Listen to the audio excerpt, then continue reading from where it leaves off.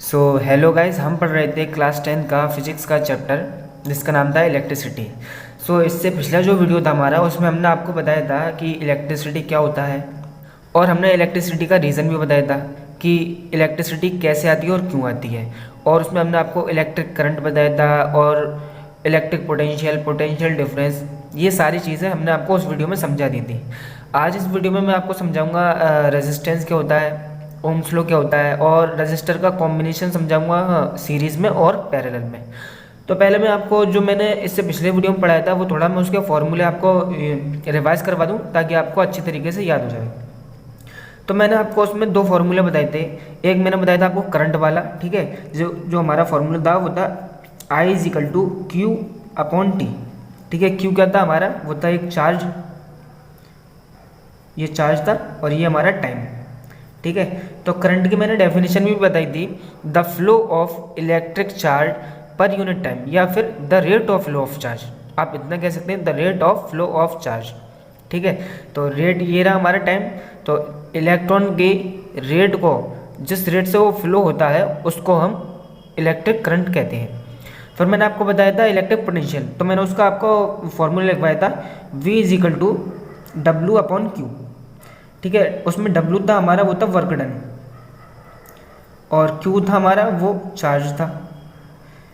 तो ये मैंने आपको बताया था, किसी भी चार्ज को एक पॉइंट से दूसरे पॉइंट तक ले जाने में जितना भी वर्क करना पड़ता है वो हमारा पोटेंशियल डिफरेंस होता है। ठीक है, तो तो अब मैं आपको समझाऊंगा रेजिस्टेंस के बारे में। ठीक है, जो आज का हमारा जो फर्स्ट टॉपिक है वो है रेजिस्टेंस।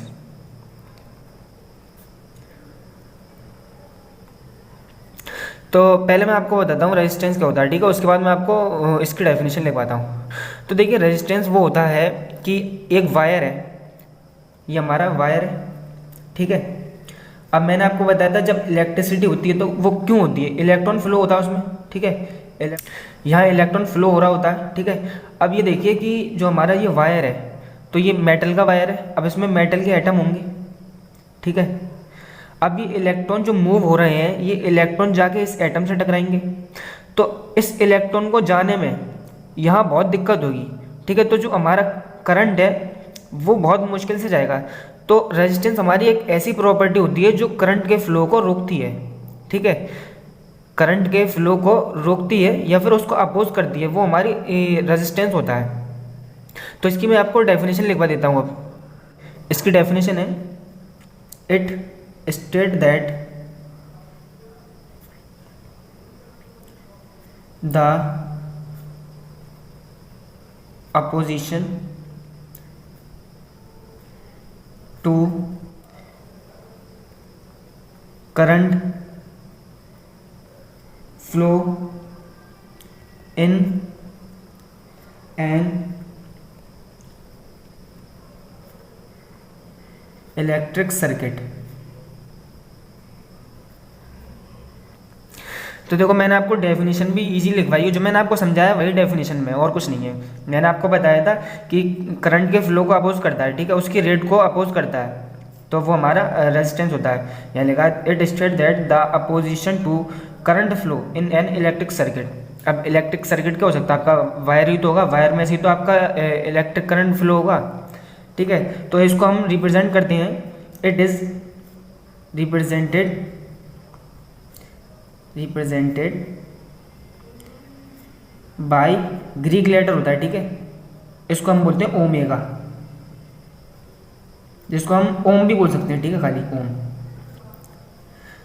ग्रीक लेटर ओमेगा है, उससे हमारा जो रेजिस्टेंस है उसका ये सिंबल है। ठीक है, ओम। तो मैंने आपको रेजिस्टेंस समझा दिया। अब मैं आपको समझाता हूँ ओम्स लॉ। ठीक है, क्योंकि रेजिस्टेंस पढ़ने के बाद हमें ओम्स लॉ तो पढ़ना है, तभी आपको रेजिस्टेंस अच्छे से क्लियर होगा। तो ओम्स लॉ क्या कहता है, मैं आपको ये बताता हूँ। देखिए, ohms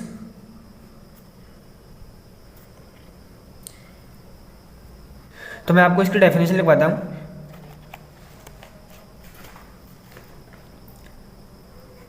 it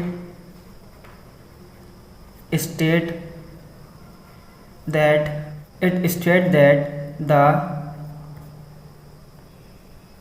current through a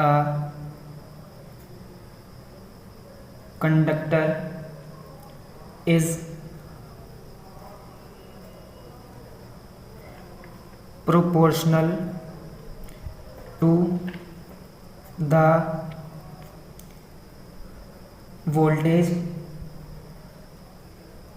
across the conductor। अब मैंने आपको ये क्या लिखवाया और इसका मतलब क्या मैं आपको ये बताता हूँ।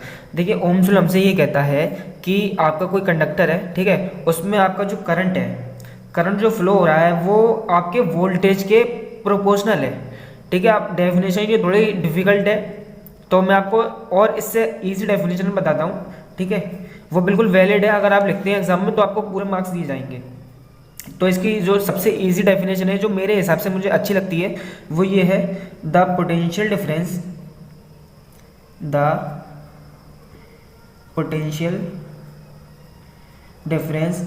इज डायरेक्टली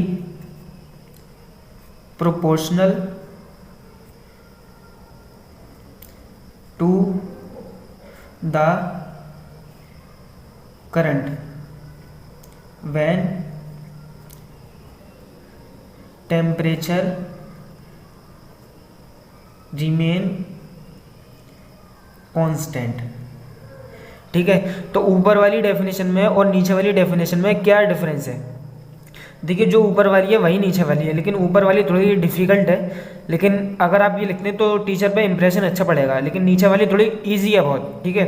तो आपको नंबर तो पूरे मिलने वाले हैं। तो ऊपर वाली में क्या कह रहा है, it state that the current through a conductor is proportional to the voltage. अब वोल्टेज क्या होता है, वो हमारा पोटेंशियल होता है, ठीक है, पोटेंशियल को ही तो हम वोल्टेज कहते हैं। तो मैंने यहाँ ये लिख दिया द पोटेंशियल डिफरेंस, ठीक है, is directly proportional to the current. तो यहाँ पर भी तो ये लिखा है current is proportional to the voltage, तो मैंने यहाँ बस उसको थोड़ी ईजी लैंग्वेज में लिख दिया, ठीक है। एक यहाँ आपको ये इतनी बात और लिखनी है, व्हेन टेम्परेचर रिमेन कॉन्स्टेंट। अगर आप टेम्परेचर को चेंज करते हैं तो फिर आपकी जो फाइनल वैल्यू है वो भी चेंज हो जाएगी, ठीक है। तो मैं यहाँ पर इसका फॉर्मूला लिखूंगा ओम्स लॉ का। तो वो क्या था हमारा, potential difference directly proportional to the current, potential difference directly proportional to the current यानी आई। तो आपको पता है जब हम प्रोपोर्शनलिटी का साइन हटाते हैं तो एक कांस्टेंट लगाते हैं, तो v, और यहाँ पर हम कांस्टेंट लगाएंगे r, ठीक है, v is equal to R I या फिर v is equal to I R, ये हम बोल सकते हैं। तो ये हमारा ओम्स लॉ का फॉर्मूला है, v equal to I R. तो अब तक मैंने आपको तीन फॉर्मूला बता दिए। एक आपका जो मैंने अभी ऊपर बताया था करंट का, I equal to Q upon T, ठीक है। फिर मैंने आपको बताया V का यानी पोटेंशियल का W अपॉन Q। फिर मैंने आपको बता दिया ये ओम्स लॉ का V is equal to I R. तो ये सारे फॉर्मूले मैं आपको इसलिए रिवाइज करते चल रहा हूँ क्योंकि जब हम चैप्टर के एंड में न्यूमेरिकल्स करेंगे तो वहाँ पर आपको दोबारा से फिर याद करने की ज़रूरत नहीं है। तो मैं आपको बार बार वो फॉर्मूले याद करा दूंगा चैप्टर के एंड तक। इसके बाद हम पढ़ेंगे heating effect of electric current, ठीक है। फिर पढ़ेंगे जूल्स हीटिंग इफेक्ट, फिर उसके बाद पढ़ेंगे पावर। तो अभी बहुत टॉपिक बचे हैं जिसमें हमें बहुत सारे न्यूमेरिकल्स भी करना है। तो मैंने आपको रेजिस्टेंस समझा दिया, ओम्स लॉ समझा दिया, ठीक। तो अब मैं आपको बताऊंगा जो आपका कॉम्बिनेशन है रजिस्टर का, वो सीरीज और पैरेलल, ठीक है। उसके बाद तो चलिए अब मैं आपको बताता हूँ कॉम्बिनेशन रजिस्टर और combination of register series and parallel में, ठीक है। तो आज का हमारा तीसरा टॉपिक है combination of register series and parallel.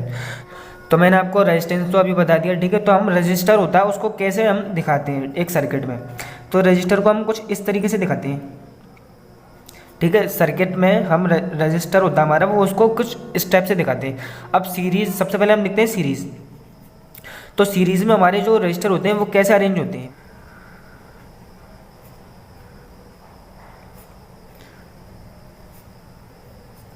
तो सीरीज में जो हमारे रजिस्टर होते हैं वो कुछ इस तरीके से अरेंज होते हैं, एक दूसरे के एंड टू एंड अरेंज होते हैं, ठीक है। तो वो होते हैं हमारे सीरीज। तो ये हो गया आपका पॉजिटिव एंड और ये नेगेटिव एंड। तो ये हमारा सीरीज होता है। तो सीरीज में क्या होता है, हमारे जो रजिस्टर होते हैं एक दूसरे के एंड से जुड़े होते हैं। देखिए ये इसके एंड से और ये इसके एंड से। तो सीरीज का मतलब तो आपको पता है एक लाइन में, ठीक है, लाइन में एक के पीछे एक, एक के पीछे एक, एक के पीछे एक। तो ये होता है हमारा सीरीज। तो इसका जो फॉर्मूला होता है आर नेट, यानी नेट रेजिस्टेंस जब हम निकालते हैं तो वो होता है हमारा R1 plus R2 plus R3। और आपके जितने भी रजिस्टर हैं उन सबको आपको ऐड करना है। तो बहुत ही ईजी है, हम इसको मान लेते हैं R1 इसको R2, इसको R3। तो हमारे जितने भी रजिस्टर हैं उन सबको हमें ऐड कर देना है अगर वो सीरीज़ में है। इसके बाद हम देखते हैं पैरेलल में। तो पैरेलल में हमारा क्या है, जैसे सीरीज़ में आपको पता है कि एक दूसरे के एंड से हमारे जो रजिस्टर थे वो जुड़े हुए थे, लेकिन हमारा पैरेलल में ऐसा नहीं होगा।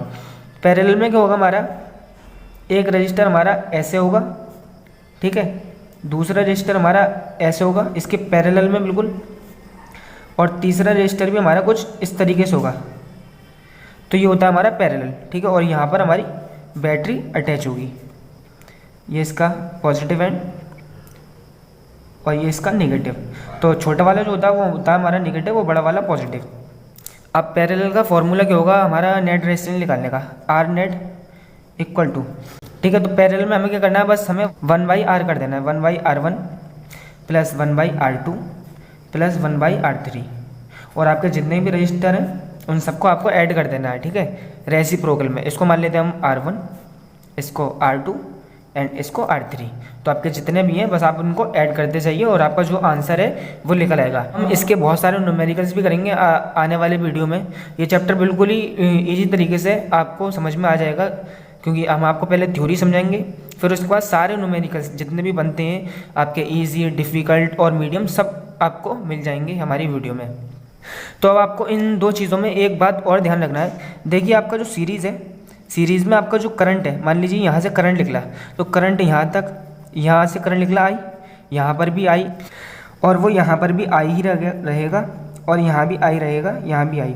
तो करंट जो है हमारा सीरीज़ में वो सेम रहता है, तो हम लिखेंगे यहाँ आई का मतलब करंट वो सेम रहेगा, ठीक है। अब हम बात करते हैं वोल्ट की यानी पोटेंशियल की। तो मान लीजिए यहाँ 20 वोल्ट था, तो यहाँ से गया तो यहाँ 20 वोल्ट, यहाँ 20 वोल्ट, फिर यहाँ पर आ गया, यहाँ बट जाएगा। मान लीजिए 5 यहाँ पर हो गया, 7 यहाँ पर हो गया, 8 यहाँ पर हो गया। तो जो हमारा वोल्ट है यानी पोटेंशियल वो हमारा डिफरेंट होगा, अलग अलग होगा हर रजिस्टर में, लेकिन करंट हमारा हर रजिस्टर में सेम होगा। तो आपको ये बात ध्यान रखनी है। अब हम बात करते हैं पैरेलल में। तो पैरेलल में मान लीजिए यहाँ से करंट निकला आई, यहाँ से भी आई, लेकिन यहाँ पर आने के बाद यहाँ पर हो जाएगा I1, यहाँ पर हो जाएगा I2 और यहाँ पर I3। तो हमारा पैरेलल में जो होगा वो हमारा करंट जो होगा वो सेम नहीं होगा, वो डिफरेंट होगा, लेकिन पोटेंशियल होगा वो हमारा वो सेम होगा पैरेलल में। ये आपको दो बातें ध्यान रखनी है जो आपको न्यूमेरिकल्स में मदद करेंगी। 30 वोल्ट का बैटरी लगा हुआ है यहाँ पर, तो यहाँ पर हमारा 10 वोल्ट जाएगा, यहाँ पर भी 10 वोल्ट और यहाँ पर भी 10 वोल्ट। और मान लीजिए अगर आपका 10 एम्पियर का करंट निकल रहा है यहाँ से, तो यहाँ पर आकर मान लीजिए 3 का यहाँ आ गया, ठीक है, 5 का यहाँ आ गया और आपका 2 का यहाँ आ गया, या फिर कुछ भी हो सकता है, लेकिन करंट उसमें तीनों में डिफरेंट होगा। सो आई होप आपको ये समझ में आया होगा, ठीक है। Combination of register, series and parallel. तो सीरीज़ में एक दूसरे के एंड से जुड़े होंगे, उसका जो फॉर्मूला है वो है R1, R2, R3। पैरेलल में क्या होगा, वो एक दूसरे के पैरेलल होंगे, ठीक है। तो पैरेलल लाइन आप जानते हैं ऐसी तो होती है, ऐसे होंगी या फिर ऐसे होंगी, एक दूसरे के पैरेलल बिल्कुल। तो उसका फॉर्मूला है 1/R1, 1/R2 प्लस 1/R3। और ये दो चीज़ें तो आपको याद रखना है, ठीक है, किस में क्या सेम है, किस में क्या डिफरेंट है। और मैंने आपको इधर समझा दिया, आपका रेजिस्टेंस समझाया, ठीक है, उसके बाद ओम्स लॉ समझाया। सो वीडियो का लेंथ थोड़ा लंबा हो चुका है, अगली वीडियो में मैं आपको समझाऊंगा रेजिस्टिविटी, ठीक है। रेजिस्टिविटी भी बहुत इंपॉर्टेंट टॉपिक है, और मैं आपको कुछ फैक्टर बताऊँगा जो रेजिस्टेंस पर डिपेंड करते हैं। अगली वीडियो में रेजिस्टिविटी और कुछ फैक्टर बताऊंगा जो रेजिस्टेंस पर डिपेंड करते हैं। उसके बाद मैं उसी वीडियो में आपको heating effect of electric current समझाऊंगा, जूल्स लॉ ऑफ हीटिंग समझाऊंगा, ठीक है, उसको प्रूव भी कर दिखाऊंगा। और उसके बाद हम पढ़ेंगे लास्ट टॉपिक अपना पावर। सो आज की वीडियो को यहीं पर एंड करते हैं।